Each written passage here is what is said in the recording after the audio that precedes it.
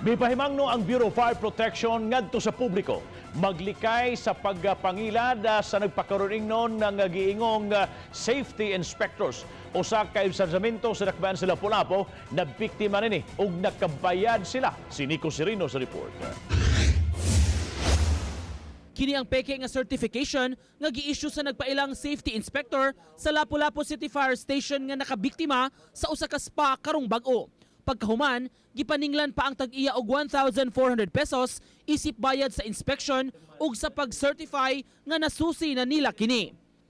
Apan 1,000 lang ang nabayad sa tag-iya ug may balansi pa kini nga 400 pesos. Ang mga dokumento nga gi-issue sa nagpakaron ingnong taga BFP mabantayan nga sagad handwritten ug walay letterhead sa ahensya.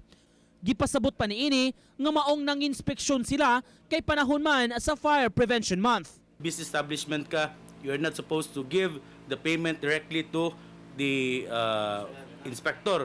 Kay bayad na siya. Gibisita na mo sa among fire safety inspectors kay naka-file na mo business permit o nakabayad na mo sa mga necessary fees.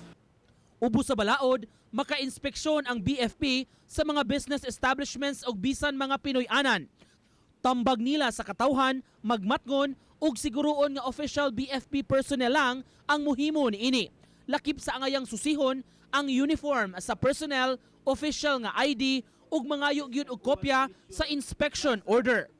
Matod ni Villanueva, bit-bit gyud kini sa ilang personnel kundiin naka-specify ang susihon ang edipisyo ug kumpleto pa sa pirma sa mga opisyales. Let us be aware nga naay panghitabo karon diin dunay grupo or by two body sila nga musud sila sa establishment mag-conduct og fire safety inspection.